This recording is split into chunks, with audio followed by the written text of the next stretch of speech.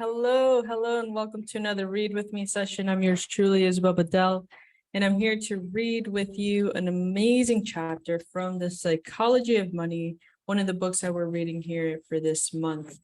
For this chapter, we're going to go into the reasonable, rational, okay? Reasonable is greater than rational. Aiming to be mostly reasonable works better than trying to be quarterly rational. And this is going to be an interesting chapter. If you have not received this book in the mail, let us know because we would love to ship you a copy. Being part of the BIC, that would be definitely something that we can do for you. I'm super excited to get this, entire book finished this in less than, a couple days. We have about a week left for this book. So I'm excited because not only do I get great satisfaction from completing a book, but I also get great satisfaction in seeing the whole thing through. There's something about like starting something and actually finishing something that really lights up my dopamine. But then also, I really love seeing the different perspectives because if you guys remember from a couple months ago, we read Tony Robbins' Money Master the Game, which is a behemoth of a book, okay? It took 2 months to read. That book set the true foundation for money management. This book sets the true foundation to process money in a different way and to look at limiting beliefs or look at different patterns throughout history so you can understand how you too can become extremely wealthy if you just understand the whole scope versus just following one specific person or following one specific channel or one specific source. Look at the macro view and then educate yourself on the right steps to take towards that. That's how you get wealthy. So I'm excited for this particular chapter because it's going to get into more of that. You're not a spreadsheet. You're a person, a screwed up emotional person. It took me a while to figure this out, but once it clicked, I realized it's one of the most important parts of finance. With it comes something that often goes overlooked. Do not aim to be coldly rational when making financial decisions. Aim to just be pretty reasonable. Reasonable is more realistic, and you have a better chance of sticking with it for the long run, which is what matters most when managing money. Long run. Understanding something long run will help you to manage money in the future and actually sticking with it. To show you what I mean, let me tell you a story of a guy who tried to cure syphilis with malaria. Julius Wagner was a 19th century psychiatrist with two unique skills. He was good at recognizing patterns, and what others saw as crazy, he found merely bold. His specialty was patients with severe neurosyphilis, then a fatal diagnosis with no known treatment. He began noticing a pattern. Syphilis patients tended to recover if they had the added misfortune of having prolonged fevers from an unrelated ailment. Wagner Durig assumed this was due to a hunch that had been around for centuries, but doctors didn't understand well, which is fevers play a role in helping the body fight infection. Interesting. So he jumped to the logical conclusion. In the 1900s, Wagner began injecting his patients with low-end strains of typhoid, malaria, and smallpox to trigger fevers strong enough to kill off their syphilis. This was as dangerous as it sounds. Some of his patients died from the treatment, and he eventually settled on a weak version of malaria since it could be effectively countered with quinine after a few days of bone-rattling fevers. After some tragic trials and error, his experiment worked. Wagner reported that 6 in 10 syphilis patients treated with malariotherapy recovered compared to around 3 in 10 patients left alone. He won the Nobel Prize in Medicine in 1927. The organization today notes that the main work that concerned Wagner throughout his working life was the endeavor to cure mental disease by inducing a fever. Penicillin eventually made malarial therapy for syphilis patients obsolete, thank goodness. But Wagner is one of the only doctors in history who do not only recognize fever's role in fighting infection, but has also prescribed it as a treatment. Fevers have always been as feared as they are mysterious. Ancient Romans worshipped Febris, the goddess who protected people from fevers. Amulets who were left at temples to placate her, hoping to stave off the next round of shivers. But Wagner was onto something. Fevers are not accidental nuances. They do play a role in the body's road to recovery. We now have a better, more scientific evidence of fever's usefulness in fighting infection. A 1-degree increase in body temperature has shown to slow the replication rate of some viruses by a factor of 200. Numerous investigators have identified a better outcome among patients who displayed fever. One NIH paper writes, the Seattle Children's Hospital includes a section on its website to educate parents who may panic at the slightest rise in their children's temperature. Fevers turn on the body's immune system. They help the body fight infection. Normal fevers between a 100 to 104 are good for sick children, but that's where the science ends and reality takes over. Fever is almost universally seen as a bad thing. They're treated with drugs like Tylenol to reduce them as quickly as they appear. Despite millions of years of evolution as a defense mechanism, no parent, no patient, few doctors, and certainly no drug company views fever as anything but a misfortune that should be eliminated. These views do not match the known science. One study was blunt. Treatment of fever is common in the ICU setting and likely related to the standard dogma rather than evidence-based practice. Howard Markle, director of the Center of the History of Medicine, once said of fever phobia, "These are cultural practices that spread just as widely as the infectious disease that are behind them." Why does this happen? If fevers are beneficial, why do we fight them so universally? I don't think it's complicated. Fevers hurt, and people don't want to hurt, and that's it. A doctor's goal is not just to cure the disease, it's to cure disease within the confines of what's reasonable and tolerable to the patient. Fevers can have marginal benefits in fighting infection, but they hurt. And I go to the doctor to stop hurting. I don't care about the double-blind studies when I'm shivering under a blanket. If you have a pill that can make a fever stop, give it to me now. It may be rational to want a fever if you have an infection, but it's not reasonable. It might be rational to want a fever if you have an infection, but it's not reasonable. That philosophy, aiming to be reasonable instead of rational, is one more people should consider when making decisions with their money. I hope everyone got that. That's a very complex concept. Academic finance is devoted to finding the mathematically optimal investment strategies. My own theory is that in the real world, people do not want the mathematically optimal strategy. They want the strategy that maximizes for how well they sleep at night. Harry Markowitz won the Nobel Prize for exploring the mathematical trade-off between risk and return. He was once asked how he invested his own money, and he describes his portfolio allocation in the 1950s when his models were first developed. He mentions, "I visualized my grief if the stock market went way up and I wasn't in it, or if it went way down and I was completely in it. My intention was to minimize my future regret, so I split my contributions 50-50 between bonds and equities." Markowitz eventually changed his investment strategy, diversifying the mix, but two things here are important.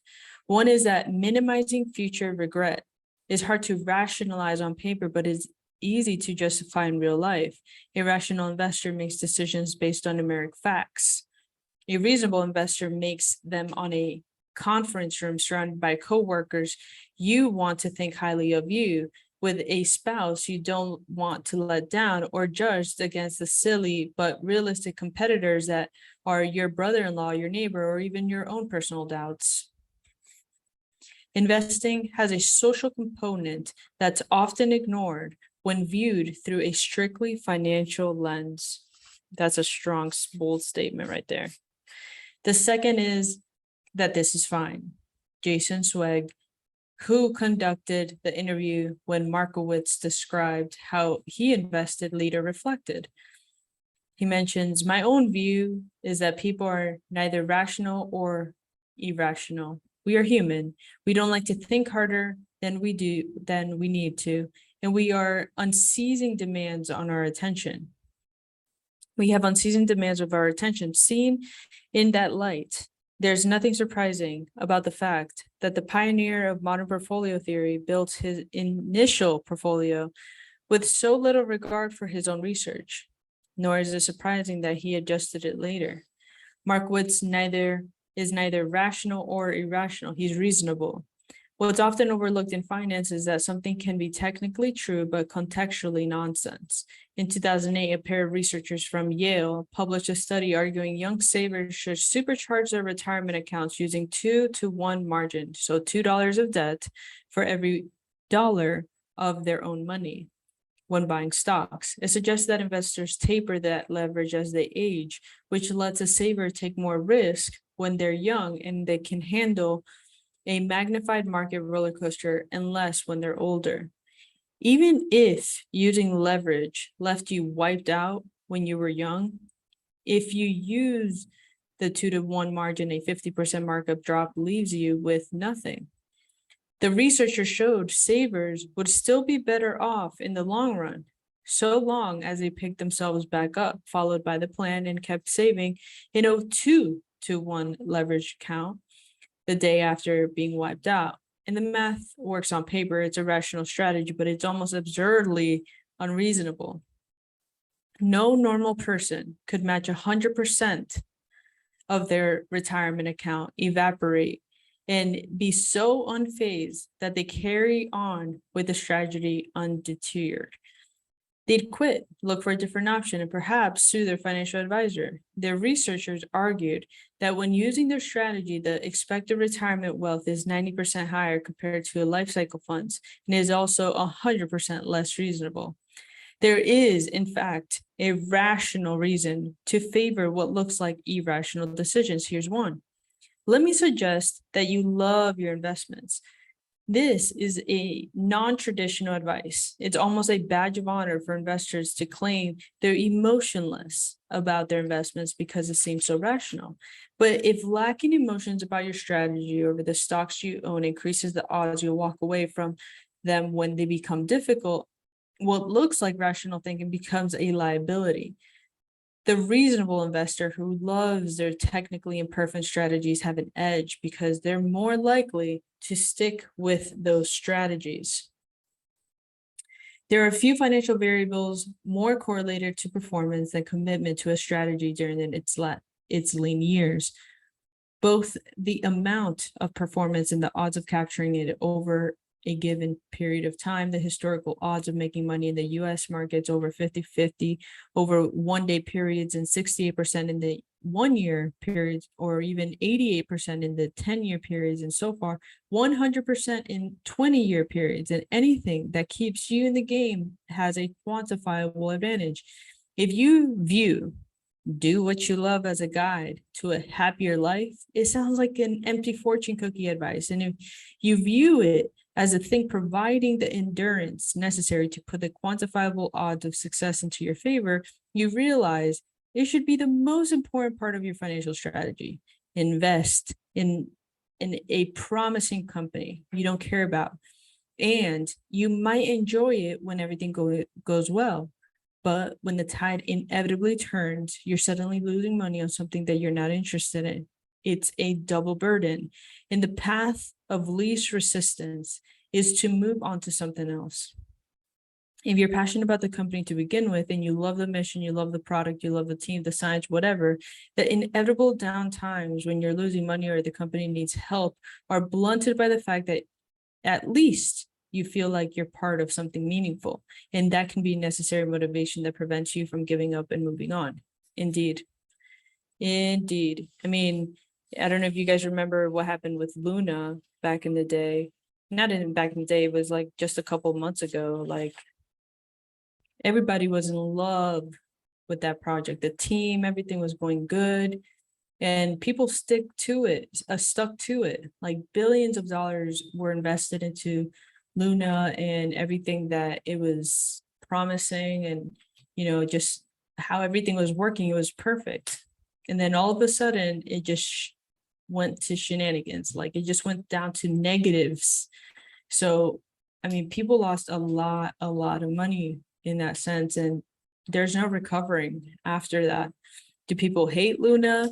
Are people like backing up Luna? I don't know.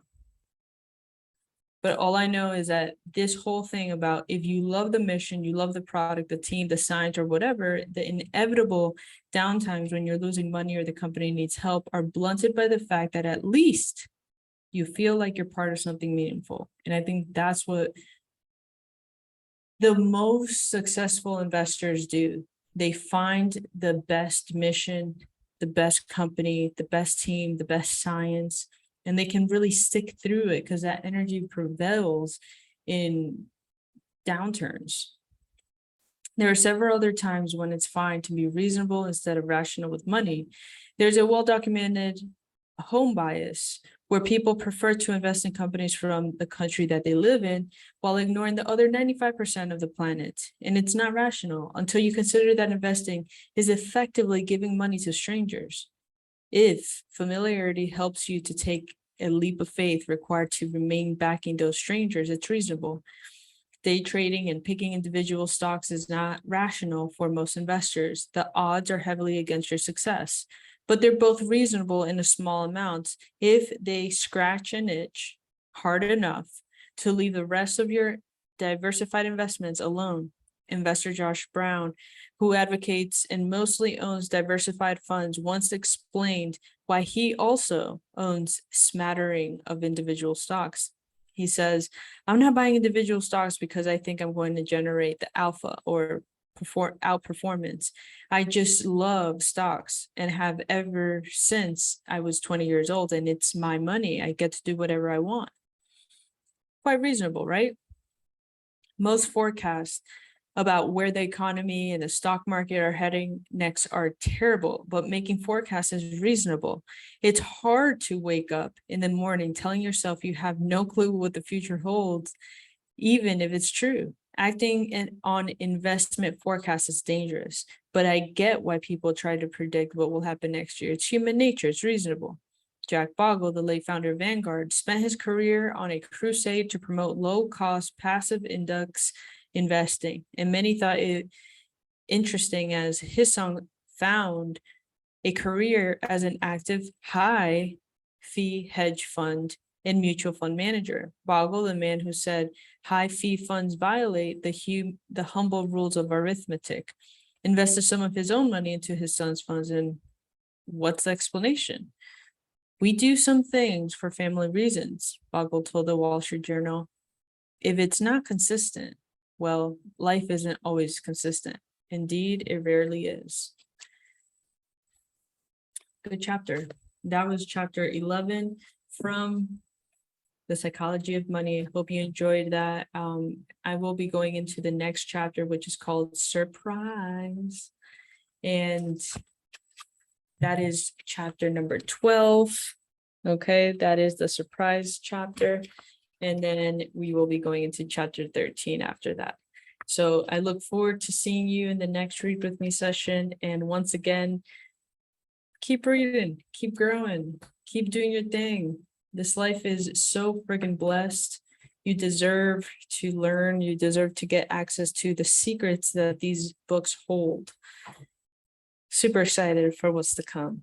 I'll talk to you soon and have a blessed day.